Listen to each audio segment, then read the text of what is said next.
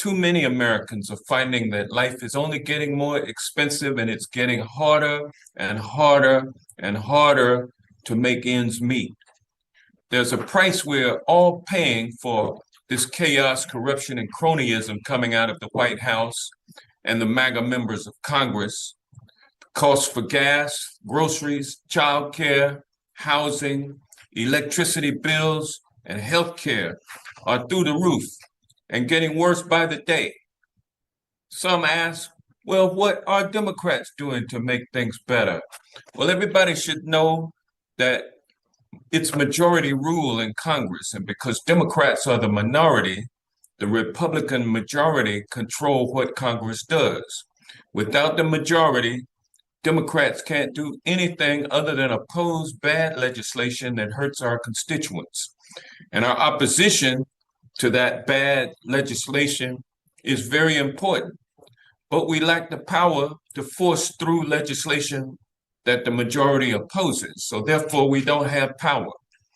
Now, the Republicans who control Congress could easily bring forward legislation to deal with the skyrocketing costs for housing, food, gas, credit card rates, student loan debt, and healthcare, just like Democrats did when we had the majority. But the House and Senate majorities are only interested in turning back the clock and passing legislation that cuts taxes for billionaires and wealthy corporations. They cut regulations so that those same corporations can defile our air and water quality while sickening millions and killing people. They pass laws to pour billions of dollars into ICE and the private for prison system. And they offset this crony capitalist giveaway by stripping away Medicaid coverage from the poor, the disabled, and seniors in nursing homes. They cut $500 billion from Medicare, and they jacked up the cost for Obamacare to the point where people can't afford to pay for their health insurance. That's why every American feeling the squeeze must get to the polls in the primaries this month and in the general election in November and send a clear message. If you're standing in the way of making life more affordable for regular, ordinary people, you have no business in office. We need leaders, not lackeys and corporate sellouts. So, ladies and gentlemen, I put this meeting together so that I can hear from you about what's going on in your life and how you and yours are getting along. Hearing your stories sharpens my vision for how best to represent you in Washington. And that's what tonight is all about. So we've got a panel of constituents here with that's going to tell their stories, but I also want to hear from you. So if you have something that you want to share about what you and your family are dealing with, we want to hear it from you. So raise your hand and put your thoughts in the chat, and we'll try to get to you tonight. Before I kick things off, a few ground rules. If you would like to make a comment or tell your story, please put your information in the Q&A box, raise your hand, and we'll try to get to you. Please note, if your name is called, you will be promoted as a panelist. Be prepared to turn on your video and unmute yourself. Please keep things civil, and please limit your questions or comments to just 1 minute so we can get in as many people as possible. So we'll start this listening session off with two young people I just happened to meet this week in my office. They came in as members of the group Moms Clean Air Force, which is basically moms who are working in Georgia to fight for clean air and stable climate. But during the discussion on the issue of climate, we got to discussing other issues, and the issue of housing affordability came up, and the issue of financial hardships that young people face, those coming out of college, those coming out of high school, the hardships financially that they face. So we thought it was a great idea for them to share their thoughts to kick off this discussion. And Kia and Dylan are those two young people, happens to be a sister and brother. Kia is the oldest, and Dylan is 4 years behind her. and they both grew up over here in the South DeKalb area. And so with that, I'm going to kick it off to you, Kia, and Dylan, so y'all can share your story. Thank Thank you, Congressman. I guess I'll go ahead and then let my brother speak. Again, hi everyone. My name is Kai Stanford, and I did grow up in the South DeKalb portion of the district.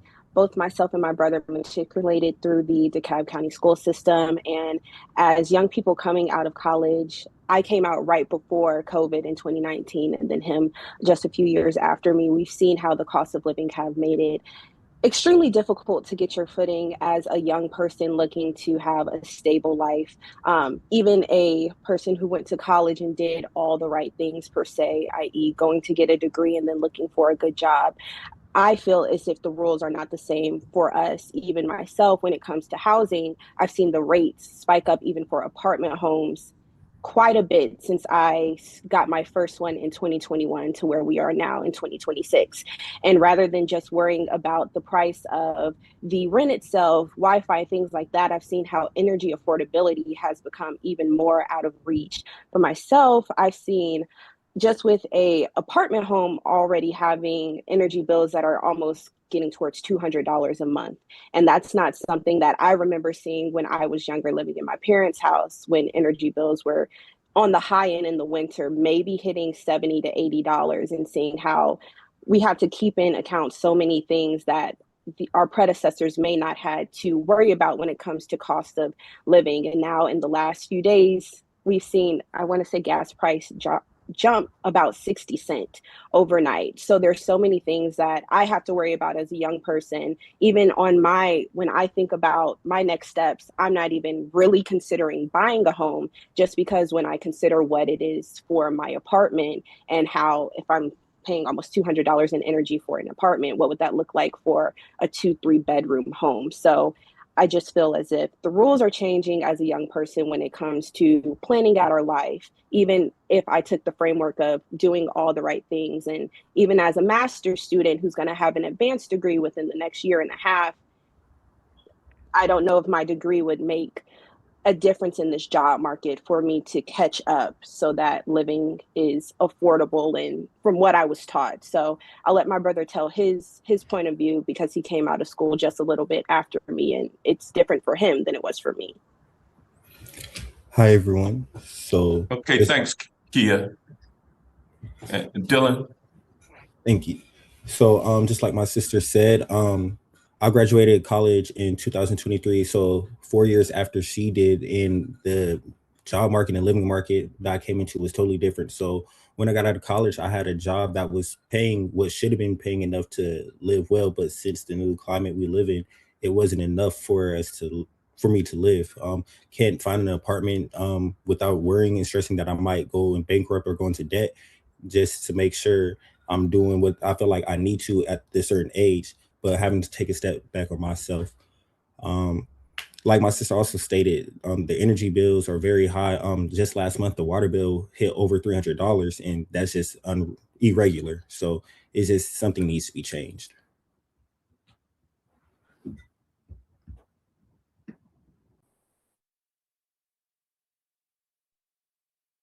You're mute.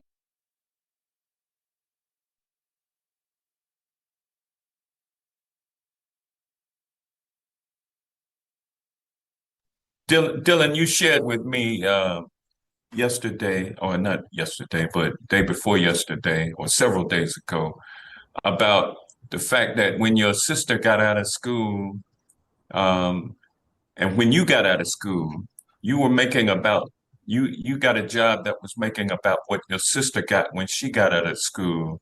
But yet, when you got out of school, you were unable to get an apartment like she was because of the high cost of rent. Yes, sir. So just not even just the rent. So on top of the rent, we also have to pay the utilities as well. So just all of those things combined. Yes, sir. Yeah. Okay. Well, I thank you for your agreeing to come on and tell us about your situation today. Next, we're going to hear from Pia.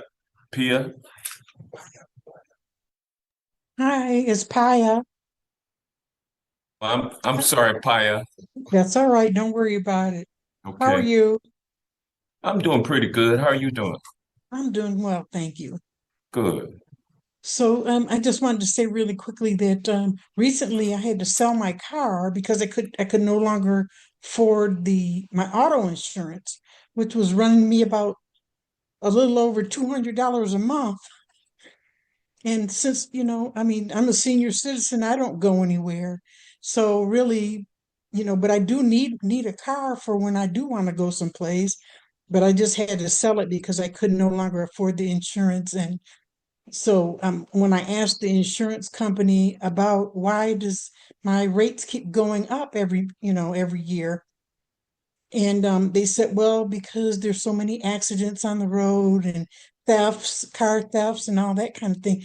I said, well, I thought that you got rewarded for being a good driver, not punished because other people don't want to do the right thing. And then I've never stolen a car in my life. So why am I being punished for that?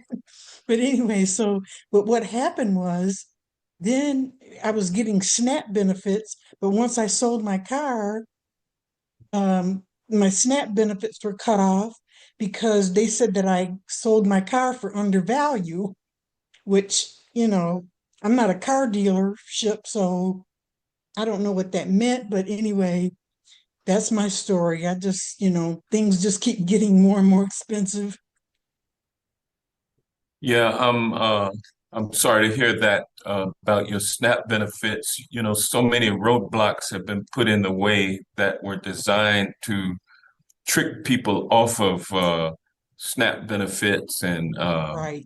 and Medicare and Medicaid, and you know, it's shameful what folks are doing, all so that they can finance a tax cut for the wealthy who have more money than you can shake a stick at that they will That's ever right. use, but still they want more and more and more.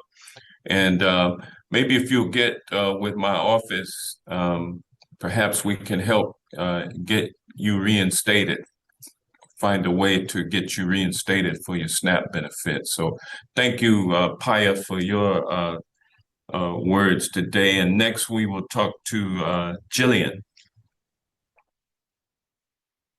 Hi. Hi, Jillian. Yes, I'm a retiree and I had to go back to work last year in order to keep up with my bills. I work part-time, and right now the gas prices is ridiculous. I used to fill up my tank with under $30. Now I filled up yesterday, I had to pay $54 to fill up my tank, which is it's hurting my pocket. Because again, and I just received yesterday that they reinstated my payment for my student loan, and they were talking about $2,400 a month. I cannot see myself. I don't even make that with my retirement and my part-time job. So I'm in a quandary right now on what to do. I have no idea. And as far as my medical, I I have a condition that I deal with right now that my medication alone, one of my medication is $1,200, which I can't even afford to take because I can't afford to buy it. I don't know what's going on or what would I do. I'm barely holding on to keeping my home because whatever little money I have is to pay my mortgage, pay the insurance on my home, pay the taxes. So I'm not sure what I'm going to do. Yeah. Yeah, well, it's a tough situation, Jillian, no doubt. If we can be of assistance, please let us know, and we'll all be praying for you. And we need to pray for each other because there's so many of us who are having a difficult time right now and don't see a way, but a way will open and things will get better. And so we just have to keep on moving forward until that happens. And we have to do everything we can to make it happen. And so that means electing people who understand our dilemma and who are with us in terms of how they vote. So thank you once again, Jillian. Next, we'll have Abdul Jabbar.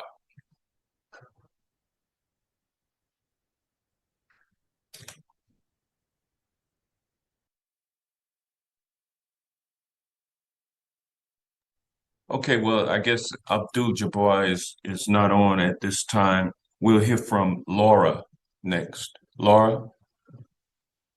Yes, hi. Good evening, Congressman Johnson. How are you? I'm fine. How are you doing, Laura? I'm fine, thank you. Listen, I think some of the issues of concern to me have already been mentioned, so I don't want to be redundant. But I did want to mention I'm a veteran of the United States Marine Corps. I served for 26 years in higher education administration.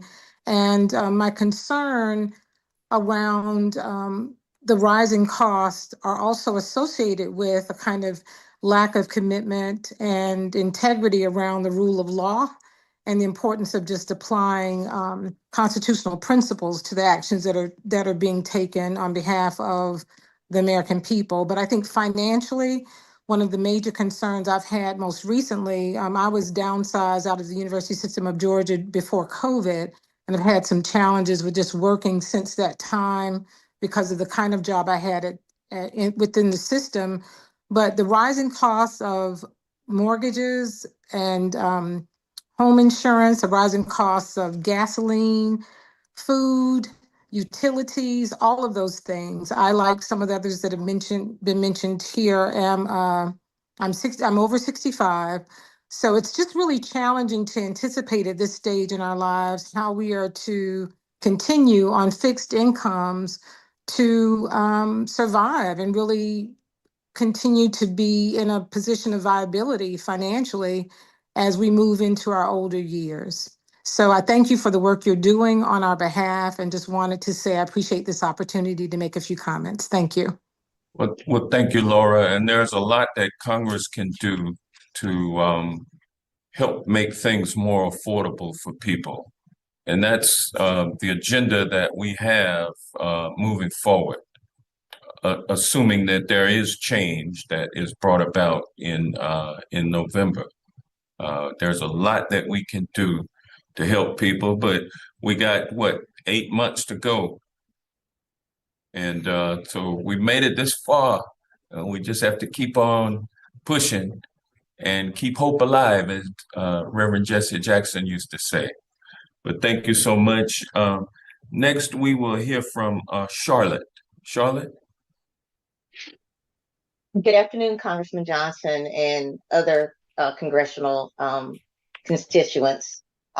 Very briefly, I am a retired state of Georgia employee, and as I've gotten older, I have been diagnosed with things that have become chronic. Some of the things that I have to deal with is, of course, the high cost of gas. I've taken to having long days. I go from doctor's appointments to picking up prescriptions to running errands and getting groceries, and that can be a long day. I'm also concerned about the high cost of health care. And you have to over advocate for yourself, because you may go to an in-network facility for health care, but the service provider is an out-of-network provider. I have to order my medications ahead of time because I've noticed there are supply chain issues.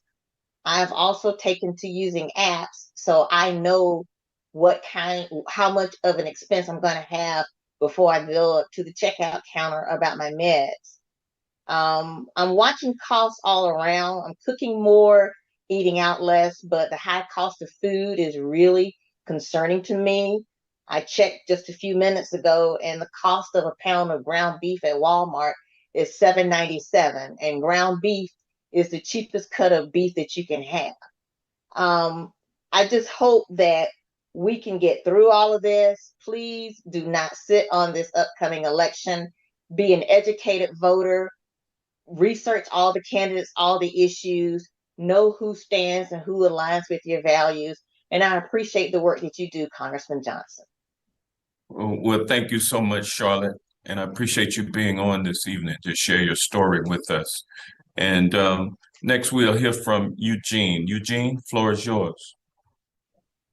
Thank you, Congressman. I'm not going to reiterate a lot of the points that have been made earlier about the rising costs in general, but my wife and I are both retirees. We're both in our 70s, and I'm a retired business guy. And I really wanted to say that I've looked high and low for something that's actually staying stable or something that's gone down in price, and I can't find it. And I suspect that the spiral is going to continue. We've alluded to this in several of the comments earlier.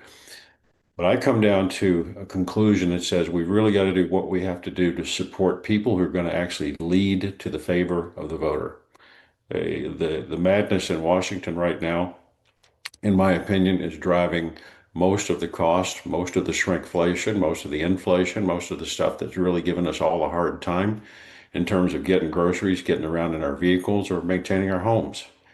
And at this point, I would really want to offer only one thought, and that's that everybody really get to the poll, follow the advice you gave earlier. And if people are out there that cannot support the voters, don't put them back in office. Those are my comments, sir. Thank you, Eugene. I appreciate that. And last but not least, we have Patrick.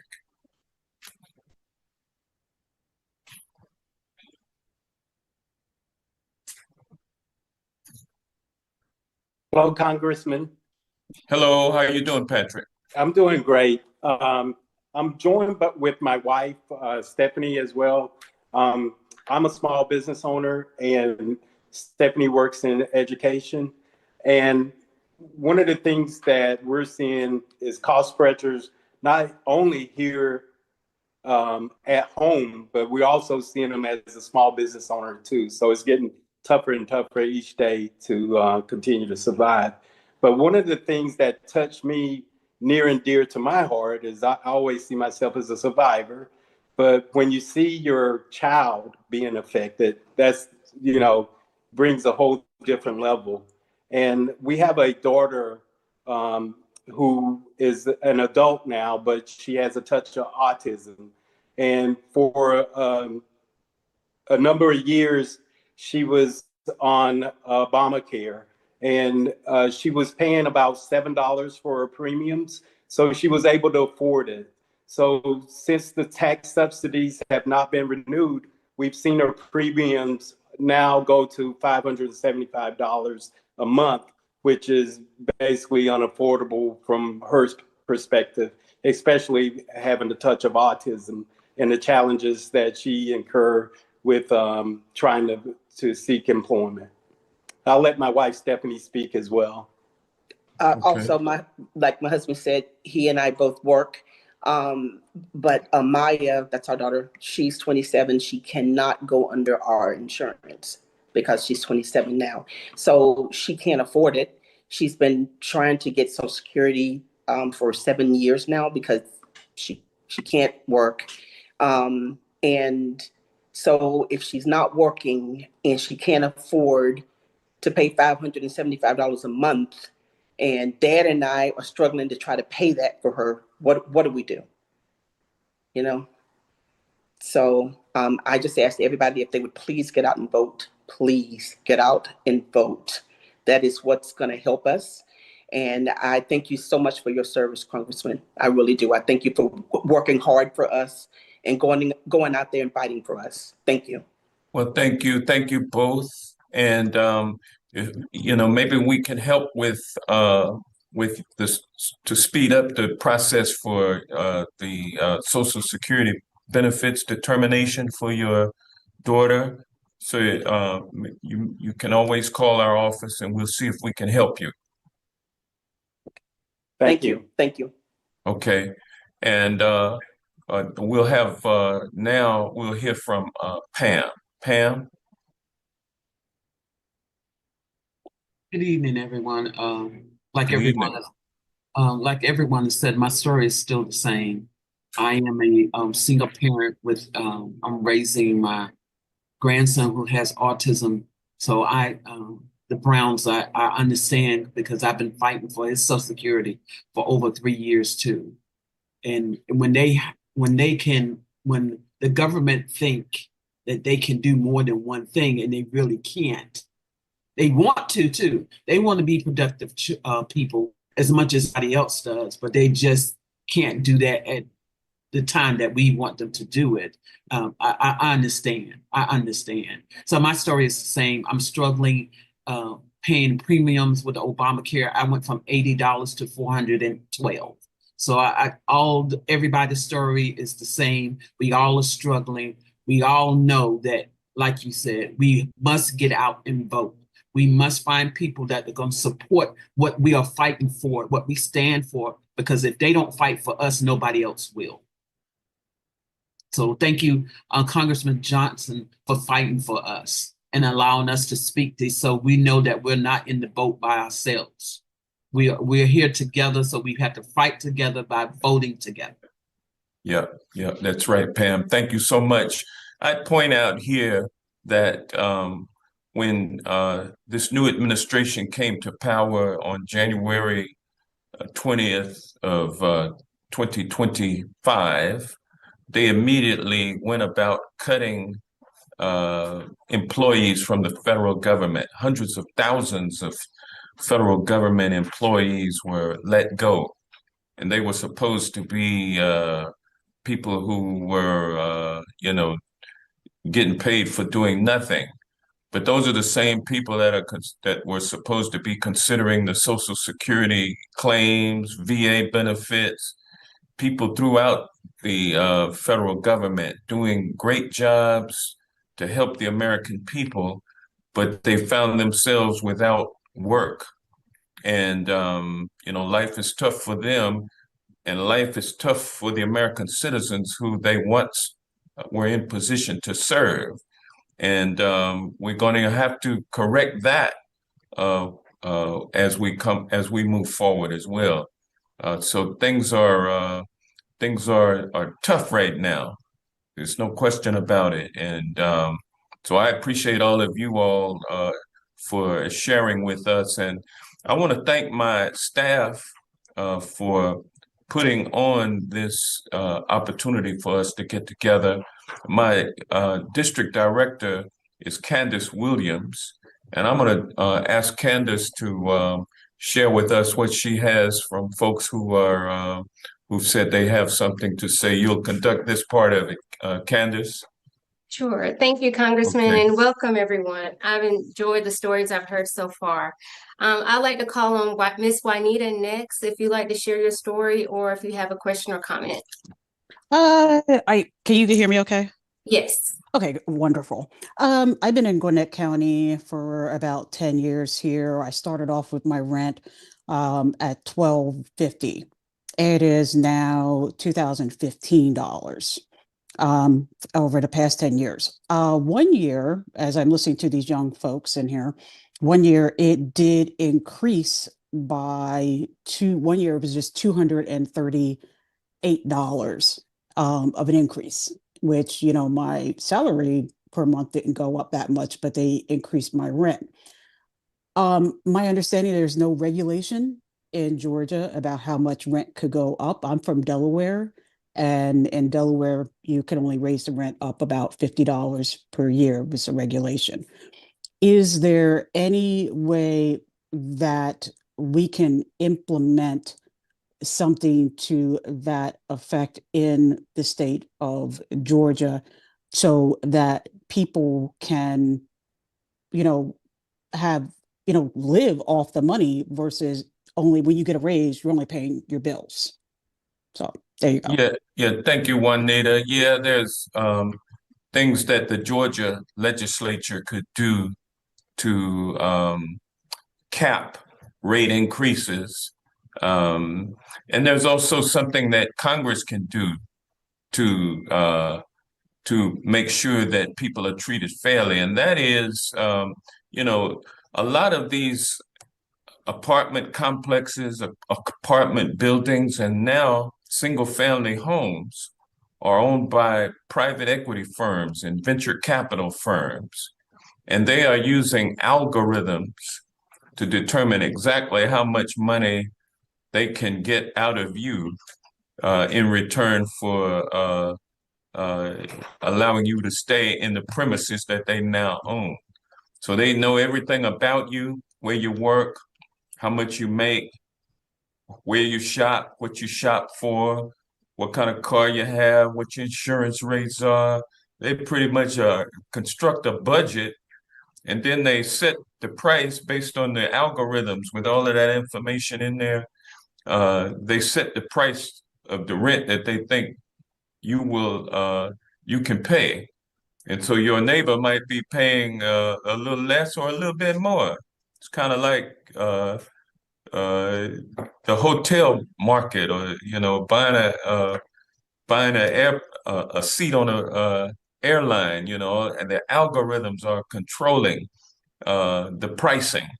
When you walk into a grocery store, same thing. You may pay more for something that the person next door at the kiosk beside you is paying.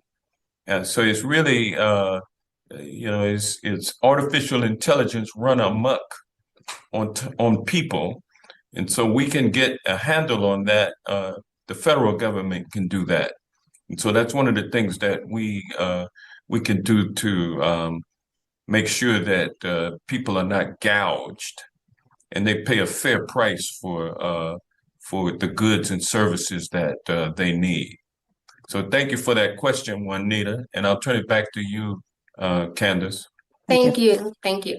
So next we have Jimmy. If you'd like to come off of mute and share your story or your question or comment. I'm Jim Williams. Good evening, everyone. I'm luckily 85 years old, retired for some time, and I guess I'm like everyone else. I'm trying to make it, and I do the things that I can to help. For instance, Friday tomorrow is my shop day at Kroger. I've gotten my coupons, so I get 4 times my fuel points, which help a little bit with gas. But I guess getting away from all of that, my main question is, has the Democrat as a whole started putting together an agenda of priority items that they have to use as guardrails going farther after this administration, or whenever is necessary, if we get the House and the Senate? I guess that's just my question, is the Democratic or along trying to put things together? Yeah, we are definitely planning on what are the priorities moving forward. And we do have a plan of action that continues to evolve as things continue to happen. So there is a lot of wreckage that we will have to pick up the pieces from and put back together so that this economy and this society can work properly and be of, by, and for the people. So there will be a lot to accomplish. And of course, in order to pass laws, you have to pass them through both chambers, the House and the Senate. And then you have to have a president to sign the legislation. And if they don't sign, they can veto. And if they do veto, 2/3 majority of each house required in order to override the veto. So this is going to be a slow process, because there will be a guy with a veto pen in place after the 2026 elections, even if the Senate should change hands. So there will still be a lot of work to do, but we'll be on our way by getting control of at least one house of Congress, and hopefully 2. And then of course 2028 is not far off. Seems, I mean, it's a long way, but yet we've made it this far, and we've got to make it beyond 2026 But first move is to do what we can in November 2026. And yes, there is a game plan. May I make one suggestion, please, or one comment? I don't know if everyone saw the information that President Obama made with Stephen Colbert on his show the other night when he opened his library, when he was at his library.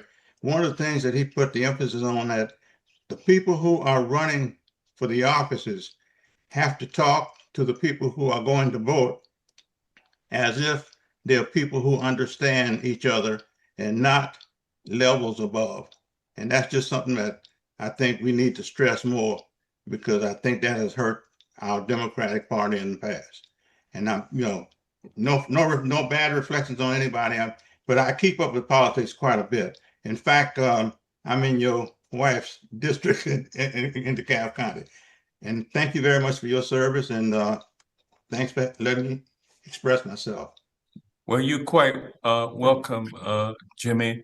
And I'll say this, and you're checking out Juanita with her Stephen Colbert shirt.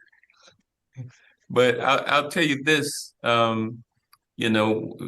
we have to, at this point, we staying away from or not voting is not an option. Even if we don't fully embrace every candidate. Every candidate might have some deficiencies in terms of how they communicate or what positions they take. But if you look at them overall and then compare them with whoever's in there and weigh their records, and you determine that one of them is better than the other for you and for your values, even though they may not be perfect, it makes abundant sense to go ahead and support that person whose values mostly reflect yours, as opposed to not voting for that person at all, because not voting is a vote for the person that you don't like, that doesn't reflect. I think one of the things is that there are a number of people that I talk to, because like my friends say, I'll talk to a stop sign, but I talk to a lot of people, and a lot of people don't understand what they're hearing, and that's what the problem is. They don't hear what they're hearing. They don't understand what they're hearing from Democratic candidates, and or the others. So that's what take them out of the system. So that I think that's something that we need to stress more, put more emphasis on. Yeah, there's a lot of deception and a lot of fake, false information, a lot of lies, a lot of deception that is out there, and it's being spread over the social media. It's even being spread on mainstream media that's been taken over, just like Colbert has lost his job because the people that he worked for are bending a knee to the guy who's in the White House. And so, we're losing trusted voices in the mainstream media, and we are getting bombarded with false information on social media and mainstream media at this point. And but we just have to do our best to see through the deception and look at what's happening now. And it's because of the folk that's in power right now. And so bottom line, we need to get these folks out and put some more folks in. It's just as simple as that. Try to boil it down to the least common denominator, and that's what it is right there. But anyway, Candace? Sure. So next we have Alan. If you can come off mute and ask your question or comment.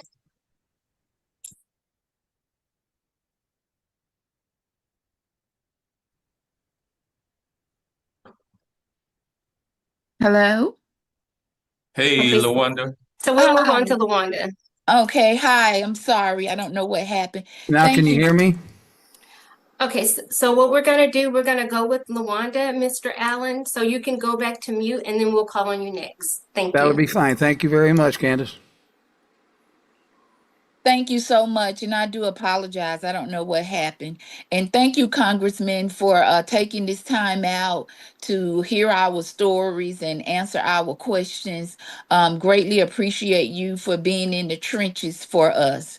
You're But welcome. I wanted to talk about, I'm a employee with a permanent hospital, and I'm also on Social Security disability. I have a permanent disability, and I'm on the Ticket to Work program that allows me to work and also receive my benefits. But they have a cap of $1,700 that I must not go over monthly.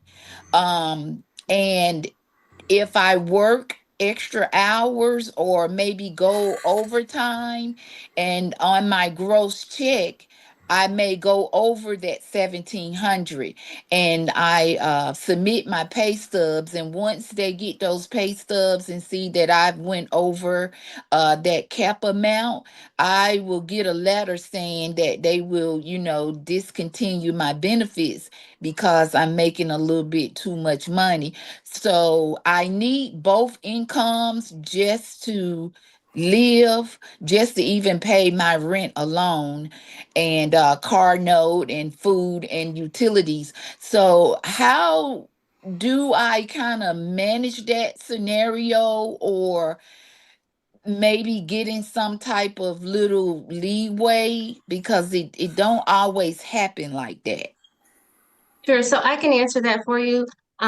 It is a income restriction program. And so what I would advise you to do, you can contact our office at 770-987-2291, and then we can open up a case and talk to Social Security about it. But it is an income-based program. And so there are restrictions on it. And so, but we can talk more directly about your case.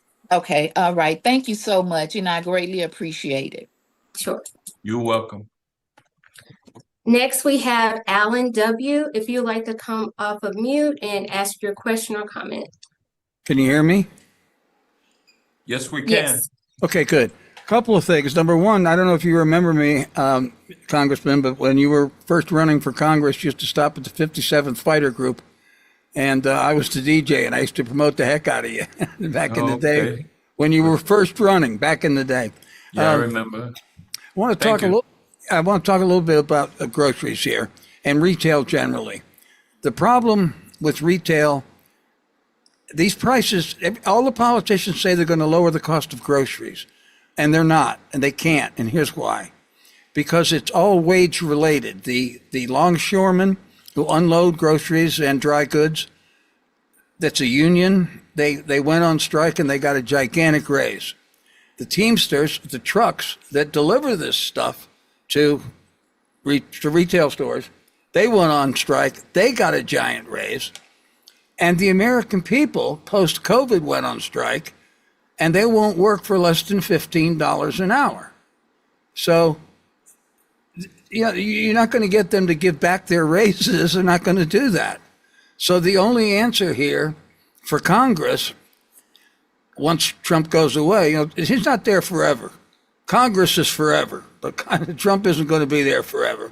And once Congress gets back into the game, the answer is we have to raise wages for all the people that I heard speak here today who weren't part of that $15. I mean, we basically doubled the minimum wage.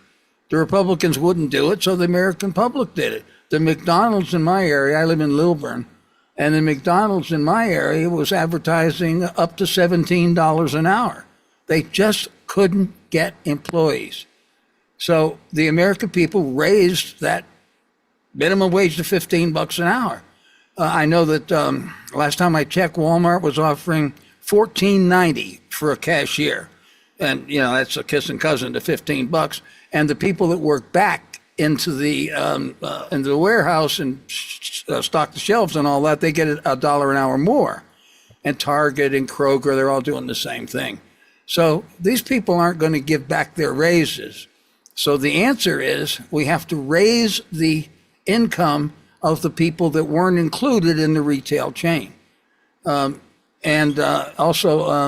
I don't know what you can do about food stamps, but they're knocking everybody's food stamps down to $24 a month.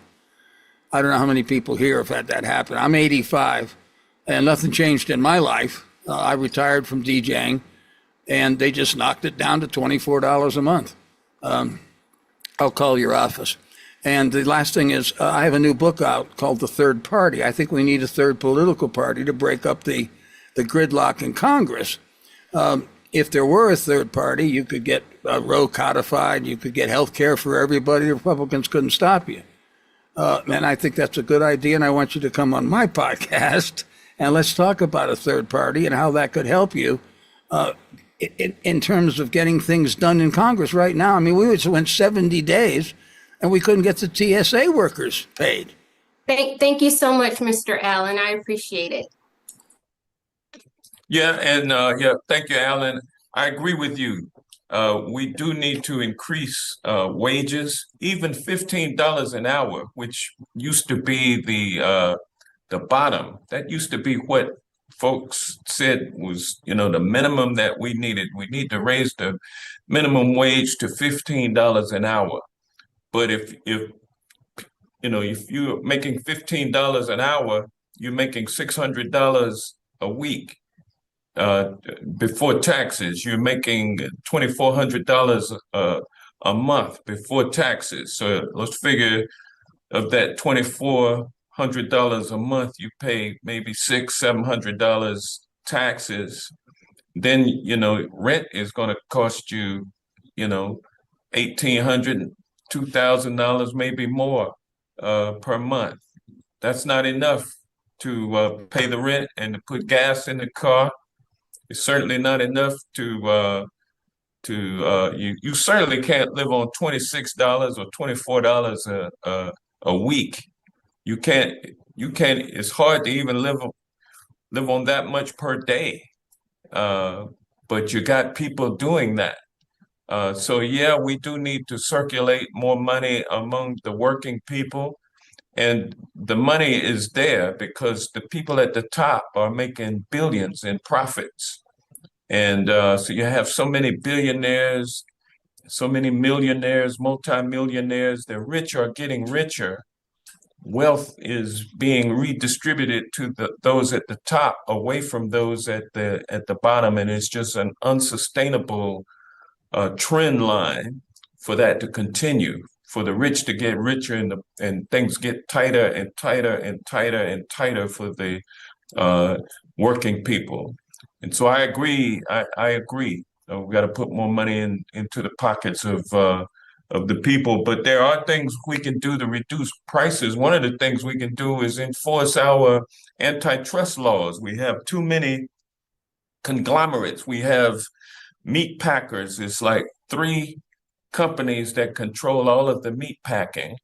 It's only a few companies that produce beef and chicken and pork.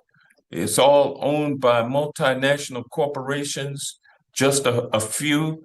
And even though they're not to get together, it's illegal for them to get together and set prices. But just the fact that you have so few who control the marketplace, they can just decide for themselves what they're going to charge. And then if the second one and the third one follow suit, and you have no recourse, there's no competition. And so you just exist within that kind of a scenario. And so the food industry and even the retailers from whom we buy the food, that marketplace is highly consolidated into the hands of just a few companies. No longer can the mom and pop grocery stores compete with Walmart. And so, yeah, we can break up these corporate conglomerates and create more competition, more room for competition. And so competition brings down prices. And that may mean that those at the top are not getting the amount of profits that they are accustomed to. But, it's out of line, out of whack at this point. And we need to bring things back into line. And again, one of the things we can do is enforce our antitrust laws. But when you have fired 7,500 people from the Department of Justice, 7,500 lawyers, many of whom were enforcing the antitrust laws, then you don't get the enforcement, and prices go up. Consolidation in industries continues unabated. Prices go up. And so there's things we can do to algorithms, like I pointed to. We can get a handle on those so that we can start reducing prices. So yeah, there are things that that people can do. And Donald Trump promised that he was going to do it on day one, but he's done the opposite, unfortunately. So I'll turn it back to you, Candace. Good, thank you. So next we're going to call on Santo D. If you can ask your question or comment. Thank you so much, Congressman, for having us. Thank you, everybody, for making this happen. I'm going to try to keep this as concise as I can. I know, like a lot of us, our heads are spinning with everything going on. It seems to me that the two biggest drivers of inflation right now are this war and the tariffs. And so I just wonder, what is it like being with your colleagues from across the aisle in Washington? Are you able to have any real powwows, real conversations, like even if it's off the record, grabbing a beer with a coworker? If the only solution is to vote those folks out, so be it. I just want to know how we break through to the other side, whether it's fellow colleagues or voters from the other side of the aisle or voters in the middle. Milton Friedman, I don't want to go on a tangent here.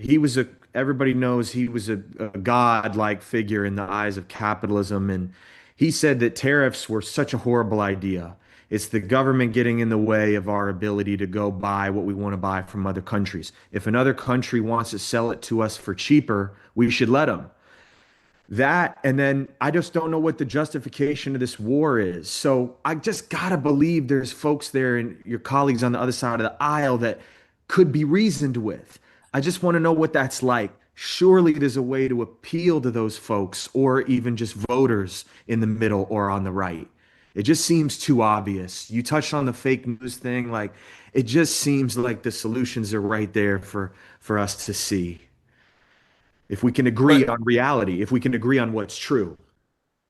Yeah, well, there's, first of all, greed and fear grip my colleagues on the other side of the aisle, most of whom are millionaires to begin with, coming into Congress, already privileged, already have positions of power in the private sector, and come to Congress with the values that come with that upbringing.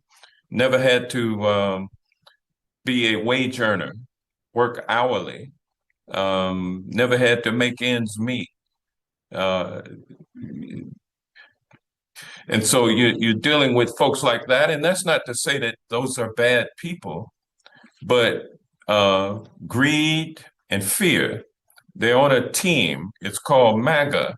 And if you don't stick with the team, they'll treat you like they treated Marjorie Taylor Greene. And so even though folks may come up to you in private and you have conversations with them about our current situation, and they know better, when it's time for them to take action, they stick with the crowd. They go with the crowd, with the group, because they don't want to be an outcast like Marjorie Taylor Greene. They don't want to come under threat for their physical safety and the safety of their children and their loved ones and the survivability of their business. All of that can be destroyed if the guy at the top says that person is a traitor. And now they are using the Department of Justice to persecute enemies.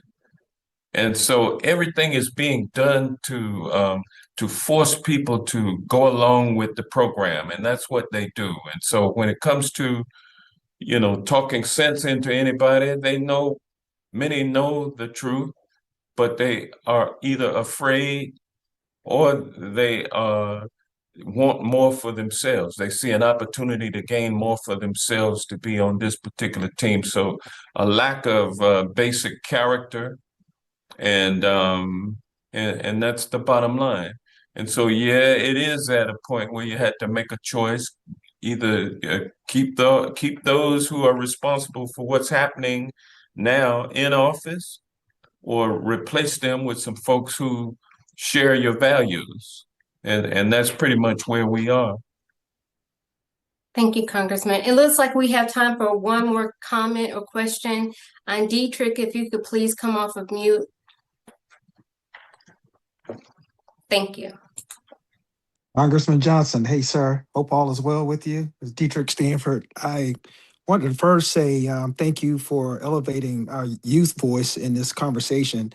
I'm the father of Dylan and Kaya, and they both are civically engaged in what we're trying to do, and not just the district, but also just throughout the state of Georgia. So thank you for that. I've known you for years when I was working in the cab and when you was a commissioner, and I know how you've constantly tried to put forth the effort to make sure, even under at our capital, that we're moving the agenda the right way.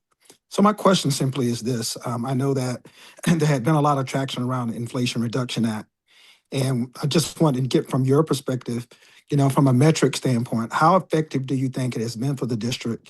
And what are some of the things civically we can do as a community to continue to elevate that message? Oh, well, good to see you, and thank you, Dietrich. And the Inflation Reduction Act was one of the signature pieces of legislation that was passed during the Joe Biden administration, along with the American Rescue Plan that pumped $1.8 trillion into the economy to bring us out of the Great Recession. The Build Back Better bill, which pumped another $1.1 trillion into the economy to fix our crumbling roads, bridges, airports, railways, water systems, and to extend broadband internet to places outside of metropolitan areas, put a lot of people back to work, put a lot of money in people's pockets. And the Inflation Reduction Act was also a signature piece of legislation. It enabled a cap on insulin, $35 a month. It took the handcuffs off of the federal government so that the government could then negotiate prices with drug companies. A certain number, 10 medications were in that first batch that the government took the handcuffs off of itself, which allowed Medicare to negotiate reimbursement prices with pharmaceutical companies directly, and that resulted in lowering costs for medication. Didn't have a chance to fully implement before this current regime came in and cut it off and started sending us backwards. But we can resurrect that program and follow that law. That's what we need to do. Things like vaccine costs, vaccines. This administration is undermining public support for vaccines, which have saved countless millions of lives over the years. This administration and Robert Kennedy Jr. is undermining public confidence and spreading false information about vaccines and the value of vaccines, the benefits of health of vaccines. But vaccines became free under that Inflation Reduction Act. That Inflation Reduction Act also was the vehicle through which the healthcare subsidies that made the Affordable Care Act, or Obamacare Affordable. It extended those through 2025. That extension is what expired at the end of 2025 and caused these insurance premiums, health insurance premiums to jump. And but that's what the Inflation Reduction Act did. It's a good example of how Democrats were effective in reducing healthcare costs and bringing more people into the healthcare system when we had control of the House, Senate, and the presidency. But I appreciate your question, Dietrich, and I'll turn it back to Candace. Sure. So thank you everyone for participating and for sharing your stories, comments, and questions. If you have any issues with a federal agency, if your loved ones have an issue with the federal agency and they live in our district, please have them give us a call on 770-987-2291. Otherwise, I hope everyone has a beautiful, beautiful rest of your night. Good night, everybody. Take care, everyone. Thank you.